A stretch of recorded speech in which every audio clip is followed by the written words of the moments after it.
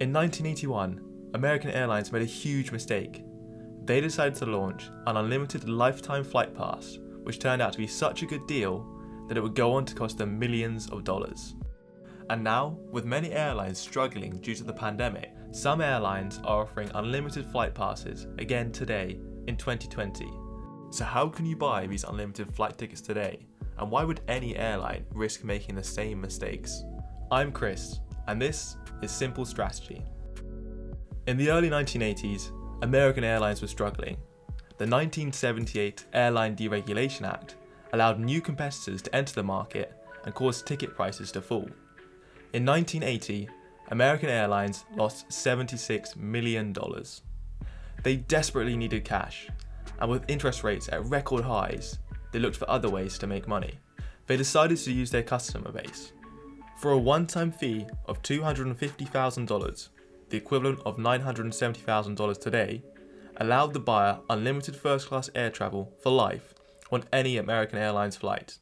A companion pass was also sold for an additional $150,000, allowing the holders to bring along anyone they like as an extra passenger. A total of 66 people took up the generous offer, including Michael Dell, the founder of Dell Computers, and baseball player Willie Mays. Mark Cuban, the American billionaire, also bought a pass and described it as one of the best purchases he's ever made. What American Airlines didn't realise was just how much more pass holders would travel when every journey was free. One owner, Stephen Rothstein, a Chicago investment banker, booked more than 10,000 flights over the next 25 years. That's around one first-class flight each and every day.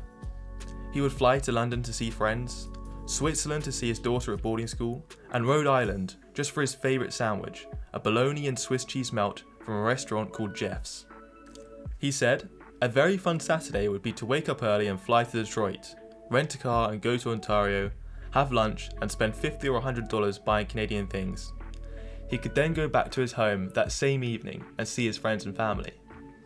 Another person called Jacques Vroom also realised the mistake American Airlines had made and paid the $400,000 for the AirPass and Companion Pass. He had never bought anything before for that much money and took out a loan at 12% to pay for it. He too would make good use of his pass. He flew to every one of his son's football games on the East Coast, and when his daughter had a middle school project on South American culture, he took her to Buenos Aires to see a rodeo and then flew home the next day. Over the next 20 years, he would fly 40 million miles. That's the equivalent of flying around the world 5,050 times, or to the moon and back 84 times. But in 2007, during the global financial crisis, American Airlines would launch an investigation into the cost of the program. What they found was that Stephen Rothstein and Jacques Vroom were costing the company more than $1 million each and every year. They were even costing the airline when they didn't fly. As the pass offered free cancellations, they would frequently book to reserve a seat in case they wanted to fly. This meant that American Airlines couldn't sell the seat to anyone else and was still responsible for all of the costs. In less than 4 years, Stephen Rothstein made 3,009 bookings and cancelled 2,523 of them. He would also often book using fake names such as Bag Rothstein so that he could give his passenger seat to strangers he met, giving them unexpected first-class upgrades or helping them get home when their flight had been cancelled.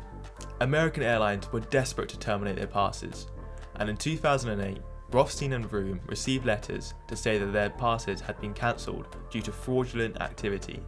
More specifically, they were cancelled for booking using fake names and accusations of accepting payments for passengers' seats.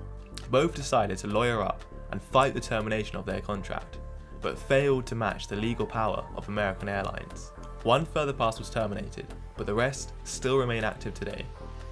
American Airlines stopped offering the pass in 1994, but they did offer it on one occasion in 2004 when they attempted to sell the pass for $3 million and the companion pass for $2 million, although no one bought it and it hasn't been offered by American Airlines since. But now, in 2020, some airlines are turning towards unlimited flight passes to raise cash. Airlines have been hit hard by the pandemic, with lockdowns and travel restrictions having a devastating impact on the aviation industry.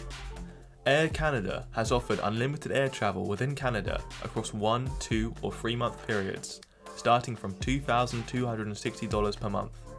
China Eastern also offered an unlimited pass. They launched it in June and it was valid for the rest of 2020 and gives unlimited air travel within China on weekends for just $469.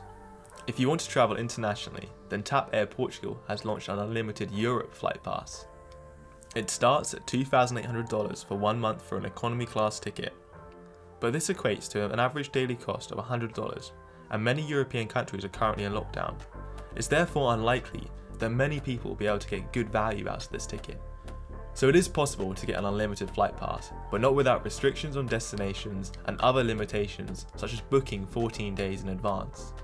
There's also no lifetime flight passes, perhaps because companies don't want to risk making a mistake that could burden their company for years to come. But the biggest difference has to be launching the unlimited ticket in a year when it's been so difficult to travel. It will be interesting to see whether airlines offer unlimited tickets in 2021 to make up for lost revenue. So what do you think? Would you be interested in any of the unlimited flight passes currently on offer? And how much would you be prepared to pay for a truly unlimited first-class plane ticket like the one offered by American Airlines? If you enjoyed this video, then please subscribe for new videos. I'm Chris, and this has been Simple Strategy.